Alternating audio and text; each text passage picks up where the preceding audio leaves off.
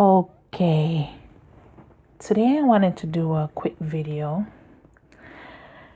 on Chinese communication apps. Before I get into it, if you haven't met me before, my name is Valentina Valentine, and I want to help you in order to source products in China, whether it be satin bags for your hair business, hair tags, flyers, business cards, hair extensions. Okay, that's the major thing I deal in. You can download these apps in order to communicate with Chinese vendors on their own turf. Do you understand me? A lot of times people use WhatsApp. I don't have WhatsApp. I don't I don't even have a phone. So, in order to have a phone, in order to have WhatsApp, you have to have a cell phone with a number. But I don't have a phone, so I don't have WhatsApp. However, you can communicate with vendors via Skype, as you know, WhatsApp. But if you want to take it a step further and to show Chinese vendors that not only do you know how to source products, right? But you also are in line with Chinese culture, Chinese apps. It's a part of their day-to-day life. So one of the apps that I wanted to tell you today that you could download, that you could use in order to communicate with Chinese vendors, because a lot of times some apps sometimes they're not available in China. Sometimes, I don't know, like the website is not up in China. Sometimes Facebook isn't working in China. Sometimes Skype won't work in China. And I don't know why, but the government kind of restrict some of these websites, Skype, WhatsApp. Maybe a couple days they won't be able to sign in to their WhatsApp. You don't even know. So this is a great way for you to communicate with Chinese vendors. Let me just start by showing you the app that I'm talking about. It's called QQ International. Now, QQ International was made by Tencent.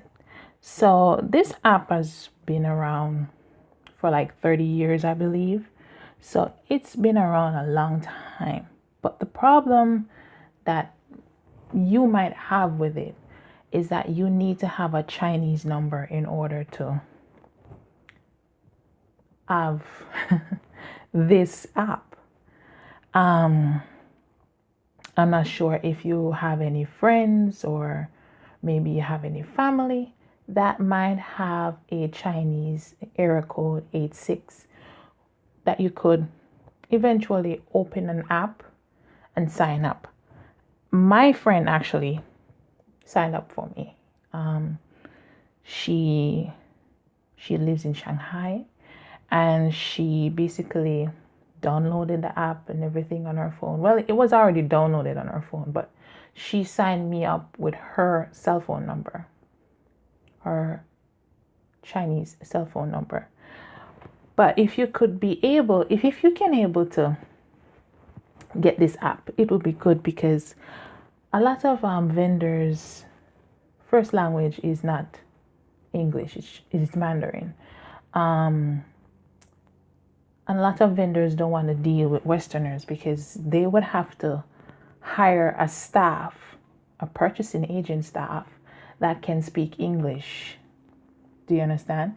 And those people will be on the internet daily, sending you Instagram messages, emailing you, sending you inquiries on Alibaba. Those people would be the English team who can speak English. A lot of manufacturers don't want to deal with that. They don't want to deal with Westerners because maybe their English is not so very good, or maybe they don't want to hire a team to hunt down leads. So this is a great app because when you send them a message in English, they can click on the message and auto translate it in their modern, well, sorry, in their native tongue. I was trying to say native and I said modern, in their native tongue. So this is a great way for Asian vendors who their English isn't so good, or they're very shy when it comes down to speaking or messaging in English. This is a very, very good app that you could download yourself. If you have a Chinese number or you have a Chinese friend who has a 86 number, or has a family member who has an 86 number who could set up this for you, this could be very, very good for your business, because there are a lot of manufacturing companies that don't deal with Westerners who don't speak English, right? They mainly deal with sourcing agents.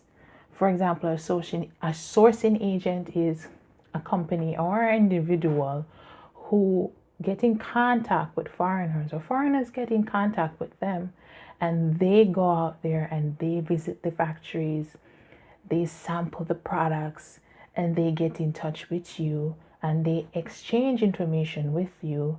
They meet the business partners, the owners, everyone in the factory, basically shake hands with the people who dye the hair, wash, color, treat the hair, shake hands with people who hack and separate the short hairs from the long hairs.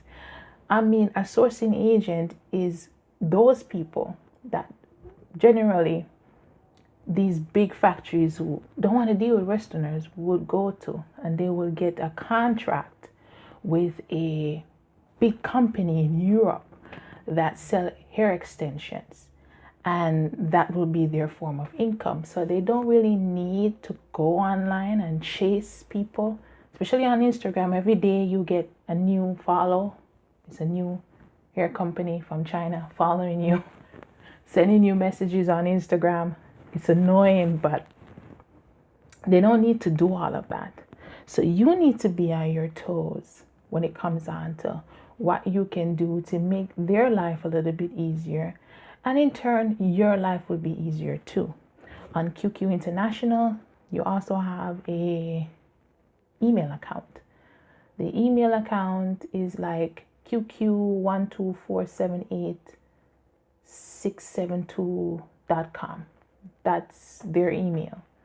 In America, it's Valencia's Hair Gallery at gmail.com, but their email is a bit different. QQ email is a good way to email your vendors to let them think that you're native Chinese. It's a good way to let them think that, oh, this person might be a Chinese American who is sourcing hair. Maybe this person is a national that migrated to America and opened their own business. There's a lot of things that are running through their minds, and sometimes they'll ask you, how do you know about QQ? How do you know? How did you get QQ email address and you live in America? Sometimes they will ask you because they're curious. So this is one of the apps that I personally use to talk to some of my friends. See, hair company. This is a hair company on QQ. This is where I speak to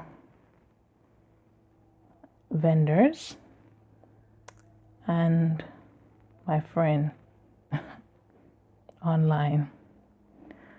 The other app everyone can use. It's called WeChat.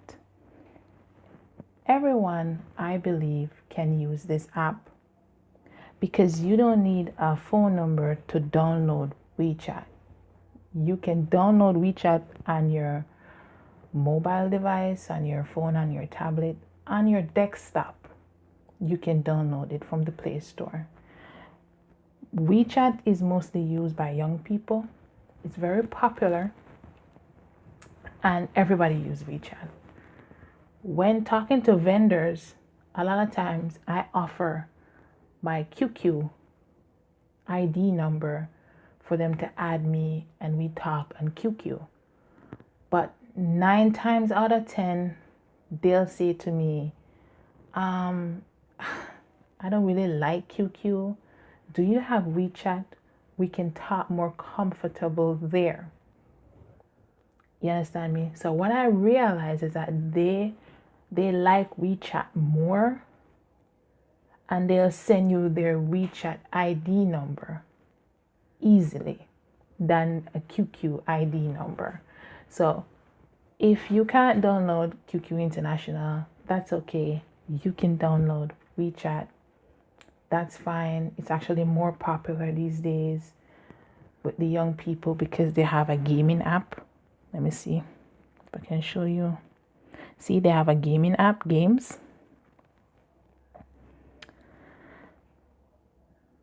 They have a gaming app. Moments.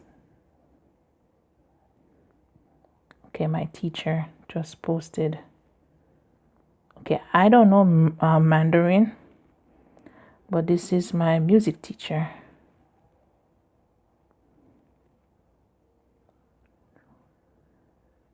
Yeah, she's a Guzheng music teacher. It's a Chinese zither, an ancient Chinese instrument.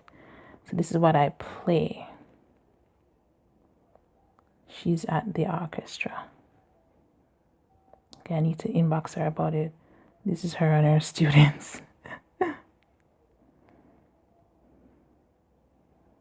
So I don't speak Mandarin.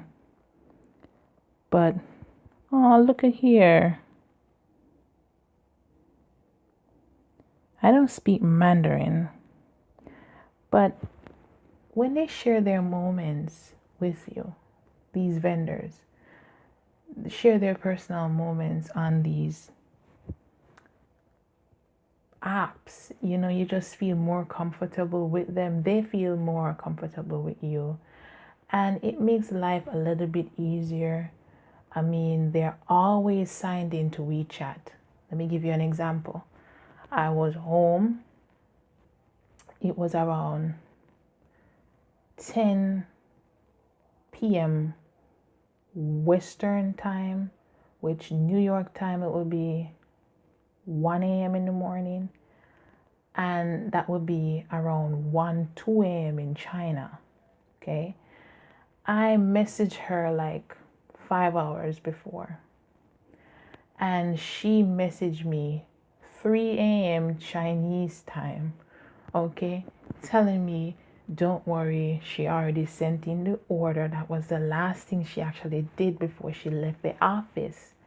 And I was like, oh my God, did I wake you? Because I texted you very late. Just for you to wake up in the morning and see the text. I never expected you to answer me 3 a.m. in the morning. She said, no, it's okay because she's always signed into WeChat, and she actually got up to go get a glass of water when she checked her messages to see if her friends, her family, and they like scroll. It's like Instagram, to like scroll up and down to see other people's moments. Then she just decided to message me back. So you want that sort of communication that's like bam, bam, bam. Do you understand me? That is super, super quick. That relieved my stress, right? Because I was worried that she didn't place the order, or she was going to place the order the next day. So I didn't know whether or not the order was placed because she left work, went on the train, leave work, went on the train, went home, cooked dinner, all of that. So the WeChat helped me to basically get on-site information no matter what. time of the day it is. But you also should be mindful of the time and try to apologize when you text them 3, 4 a.m. in the morning. Tell them that you want them to read it in the morning and reply to you when they get up. So that's an example how WeChat will give you a quick response. Because when you own and operate a business, you want to always be able to get in touch with your suppliers, with your vendors at a moment's notice, right? And she understood that, and that's why she replied to me 3 a.m. in the morning when she got up to get a glass of water, right?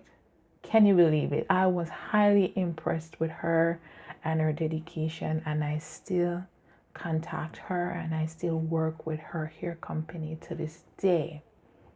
So you want that type of communication. I'm not saying that WhatsApp is bad. WhatsApp is wonderful. Communicate via WhatsApp as well.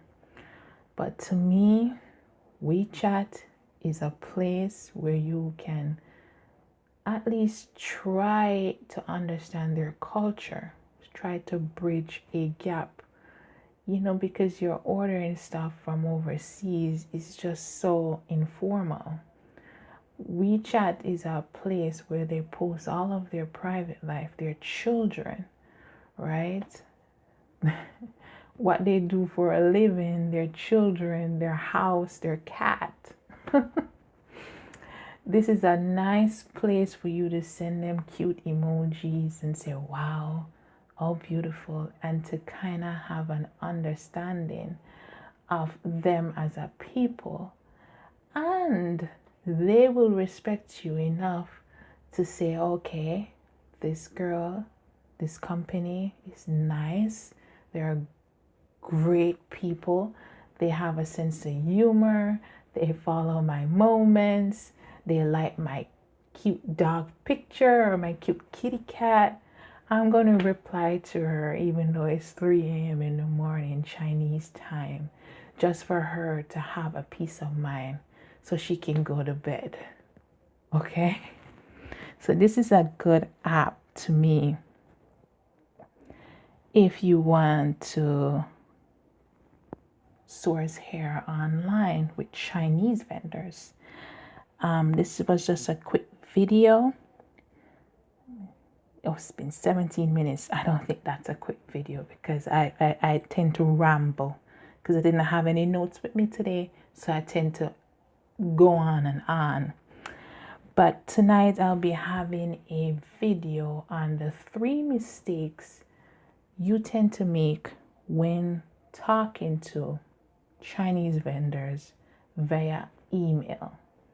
Now, I want you to really, really listen to this presentation tonight. It will be uploaded around 11 p.m. Eastern time because I'm on the West Coast. It will be around 8 p.m. West Coast time, 11 p.m. East Coast time, or 10 p.m. I'm not sure, 10 or 11 p.m. East Coast time. I want you to watch the video and adapt some of these tricks. Adapt them in how you email your vendors. It will save time and money.